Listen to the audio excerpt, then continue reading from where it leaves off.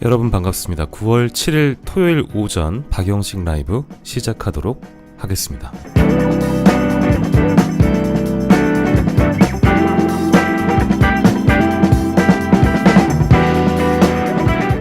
윤석열 대통령과 기시다 후미오 일본 총리는 12번째 회담을 어제 가졌습니다. 가까워진 두 사람의 사이만큼 우리 국민도 일본과의 간극을 좁혔을까? 그렇진 않은 것 같습니다. 아무도 기대하지 않았겠지만 과거사에 진전된 어떤 언급 혹은 일본이 한국에게 안겨줄 새로운 선물 보따리, 바로 채워준다고 했던 절반의 물은 그런 건 없었습니다.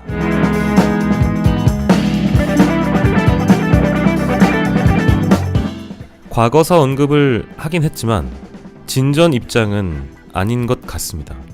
앞서 기시다 총리는 지난해 5월에도 1998년에 발표한 한일 공동선언, 이걸 포함해서 일본의 내각의 역사 인식을 계승한다는 입장을 밝힌 바 있습니다. 또 같은 5월 방한을 해서 윤석열 대통령과 정상회담을 갖고 당시 혹독한 환경에서 많은 분이 매우 고통스럽고 슬픈 일을 겪었다는 것에 마음 아프다고 말한 바 있습니다. 어제는 어땠을까요? 저 자신은 당시 어려운 환경에서 수많은 사람들이 대단히 힘들고 슬픈 경험을 하신 것에 가슴 아프게 생각한다 말했습니다.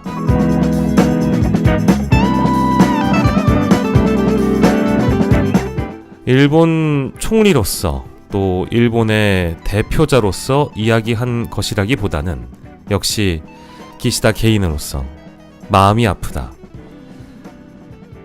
이것이 과연 우리 국민들이 바랬던 진전된 과거사에 대한 입장이었을지, 바로 여러분들이 느끼신 그대로일 것 같습니다.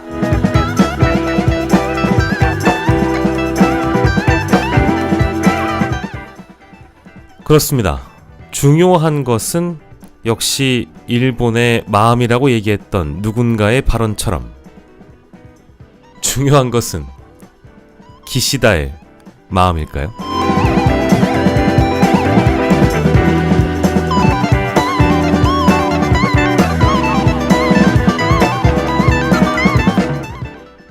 임기 초반에 왔었던 일본 외교에 대한 상징적인 표현, 물컵의 절반은 일본이 채워줄 것이다.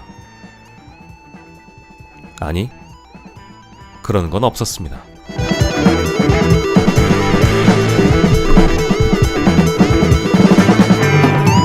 네, 9월 7일 토요일 오전에 함께하는 박영식 라이브 시작하도록 하겠습니다.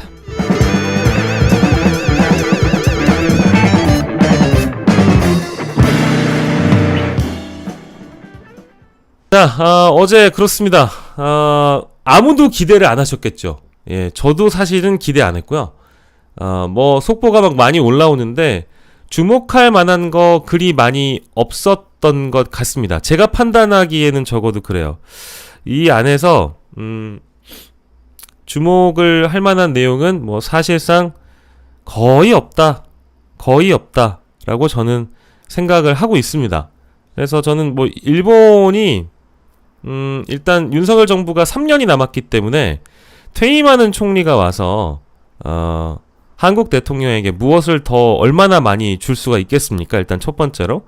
그리고 두 번째로는 뭐 셔틀 외교라고 얘기를 많이 하는데 저는 12번이나 만난지도 몰랐어요. 12번이나 만난지도 몰랐고, 그런데 어쨌든 두 분이 만나서 뭐 여러 가지 얘기를 했다고는 하는데 여러분들이 큰 관심은 없으실 것 같아서 아주 뭐 간소하게만 짚어보려고 하는데, 일단 3년이라는 한국 대통령의 남은 임기 동안 일본이 뭔가를 더 가져오기 위해서 한 회담이었지, 한국이 무언가를 더 많이 얻기 위해서 한 회담은 아닌 것 같다라는 생각이 어제 들었고요.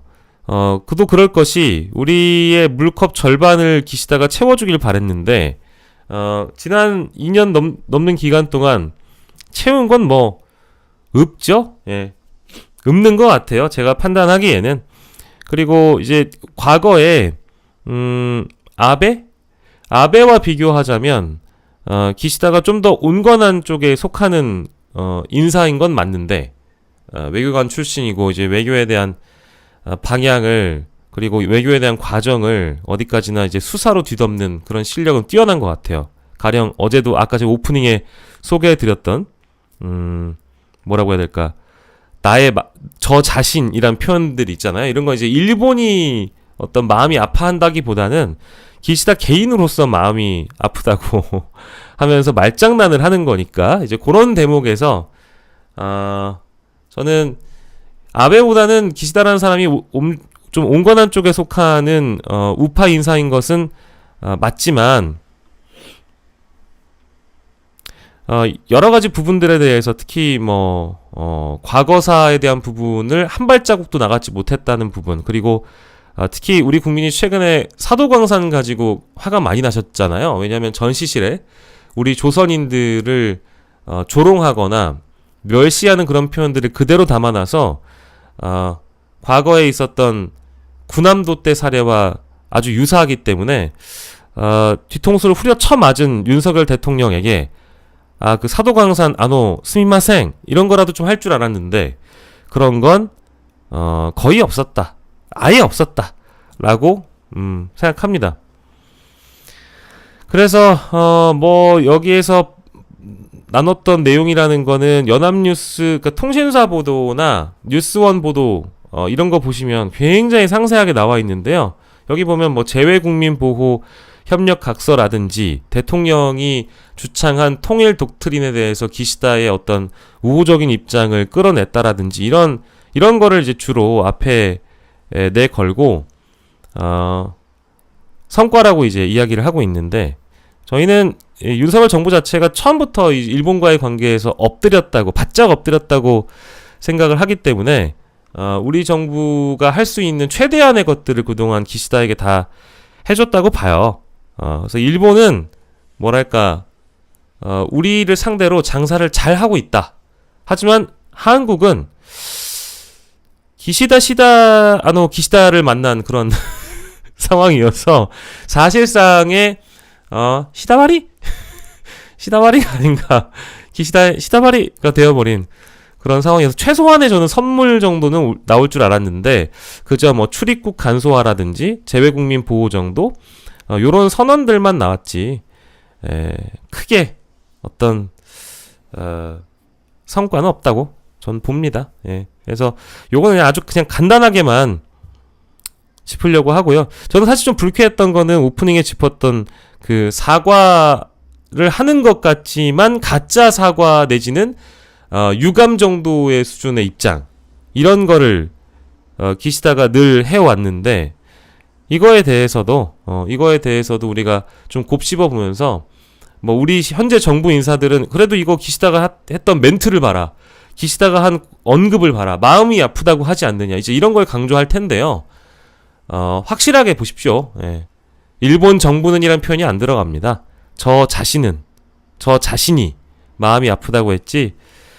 저는 이제 좀 널리 보자면 요건 이제 제 관점이니까 여러분들 생각과 좀 다를 수도 있고 많은 분들의 이와 좀 동떨어질 수도 있다는 생각이 좀 들어요. 저는 기본적으로 지금 일본의 노선은 한미일 군사 어떤 동맹을 넘어서 한미일 군사 협력을 넘어서 한일 군사 동맹으로까지 나아가는 걸 어떤 외교의 목표로 지금 설정하고 있다라고 저는 생각을 해서, 여러 측면에서 지금 어제 테이블에서 어느 정도까지 논의가 된지 모르겠지만, 일본이 가장 가까이 있는 인접 국가인 한국의 동의 아래 군대를 가질 수 있는 정식 국가가 된다. 이제 이런 방향으로 나아가는 것이 일본의 목표라고 저는 개인적으로 생각하고 있어요. 그리고 또 하나는 독도 같은 일본으로서는 굉장한 어떤 요충지이자, 물론 지네들은 우기고 있는 일본 땅, 우리는 당연히 우리 땅, 우리의 영토인 독도를 두고 적어도 한국과 함께 공유를 하면서 어떤 기지 내지는 요새로 삼고 싶어하는 그런 전략적 요충지로 삼고 싶어하는 논의까지 확장시켰으면 좋겠다라는 생각을 일본이 하고 있다고 저는 봅니다. 그래서 차근차근 아주 한국에게 접근을 하고 있다고 보거든요. 그래서 그거의 어떤 지렛대로, 협상 지렛대로 사용하는 것은 독도를 가지는 것이 아니고 빌리는 것처럼 이야기하면서 나중에는 이제 독도에 대한 야욕을 숨기지 않겠죠. 근데 표면적으로, 그러니까 외피적으로 협상 과정이나 국가 대 국가, 또 정상 대 정상으로 만났을 때는 독도, 스미마셍, 하이, 이렇게 독도는 와타시게 아닙니다, 이런 식으로 하면서 잠깐 빌려달라, 이런 식으로 이제 굴면서 독도를 어떤 공유된 군사 기지로 요새화하는데 한국의 도움을 받고 빌리는 거다. 그래서 일본에서 넘어온 예를 들면 순시선이라든지 그런 일본의 군함들이 독도에 잠시 안착할 수 있다거나 그런 방식으로 나아가려고 하기 위해서 어떤 걸 지렛대 삼냐면 북한에 대한 위협을 공동해서 강조한다. 즉 한국이 북한을 상대로 해서 대북 강경책으로 나갈 때 어제처럼 통일 독트린이라든지 북한과의 위협에 대해서 엄청나게 강조를 해주는 거죠. 그러면 지금 윤석열, 기시다, 짝짝 맞아, 이제 이런 그림이 되는 거잖아요. 그러면 윤석열 정부도 일본 측으로부터 대북 공조라는 키워드를 얻어가고, 그러면서 일본은 또한 북한, 중국, 러시아에 대한 위험성을 강조하면서 야, 우리가 쟤네들이랑 같이 싸워야 돼. 그러니까 와타시 도쿠토 다케시마 잠깐 빌리고 싶습니다. 요런 식으로 가는 거지 뭐. 쉽게 얘기하면 그런 거예요. 그래서 저는 8.15 독트린이라는 것도 사실 북한에 대한 적대적인 관계를 유지하면서 내부 붕괴를 이끌어내는 흡수통일 정책이라고 저는 생각을 하고 있는데, 기시다가 그걸 전적으로 동의를 해주면서 공동의 적인 북한에 대해서 우리가 함께 손을 맞잡고, 다만 윤석열 대통령은 그런 메시지와 키워드를 이끌어내면서 독도라는 거는 저기 우리 경찰들이 가가지고 이 경비대들이 지키고 있지만 우리 기시다가 와가지고 여기 와가지고 그냥 맥주 한 잔 또 하고 싶다 그러면 내가 울릉도나 덕도나 그거 와가지고 또 한 잔 할 수 있는 거 아닙니까? 언제든 또 빌려 쓰시라. 요런 정도까지 만약에 나아가면 이제 우리 국민들이 가만히 있지 않겠죠. 네. 근데 궁극적인 목표는 그냥 저는 한일 군사 동맹까지 나아가려고 한다. 그래서 기반이 되는 토대는 북한에 대한 공조를 토대로 해서 나중에는 독도에 대한 공유, 공동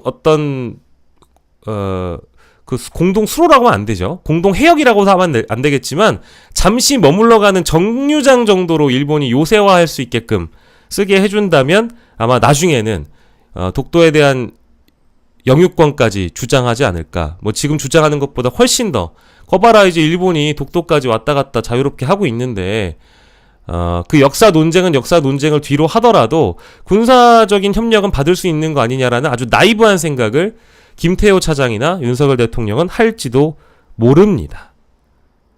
모릅니다. 그래서 공동 점유, 공동 점유는 적합한 표현은 아닌 것 같아요. 공동이란 표현도 좀 불쾌한데, 그런 방식으로 만약에 나아간다고 하면 이거는 이제 탄 투 더 핵까지 갈 수 있는 어마어마한 사안이라고 봅니다. 예. 그래서 제가 얼마 전에도 전해드렸습니다만, 독도 인근 20km 인근까지 일본의 순시선이 왔다 갔다고 하잖아요. 근데 그게 작년 광복절 즈음이었는데, 그게 지난 광복절에 MBC 단독 보도로 알려졌고, 그런 일본의 끊임없는 어떤 군사적 도발에 대해서 저는 이거 그 군사 도발이라고 봅니다. 자꾸 영해를 넘어오고 독도에 대한 야욕을 드러내는 거니까 이제 그런 대목들을 끊임없이 지금 보여주고 있는데도 불구하고 우리가 비공개 독도 훈련을 하거나 뭔가 수동적으로, 능동적으로 대처하는 것보다는 수동적으로 대하는 것이 굉장히 저는 국민의 한 사람으로서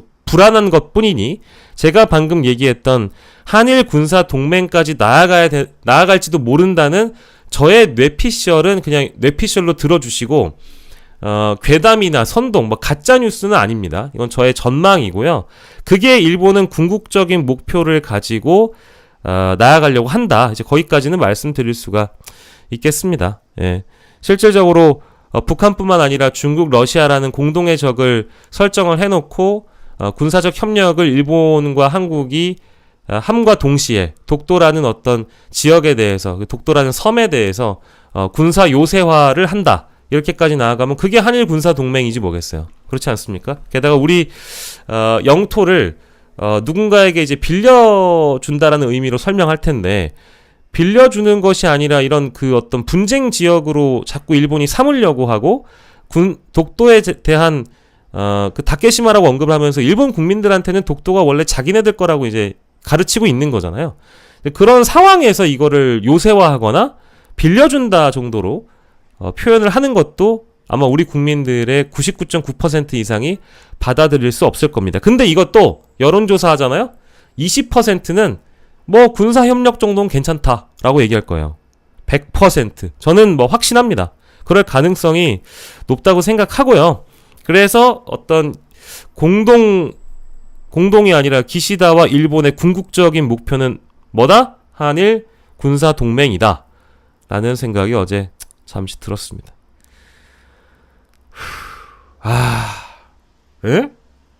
이거 엄청 그냥 화가 나네, 내가 그냥. 얘기하다 보니까 또.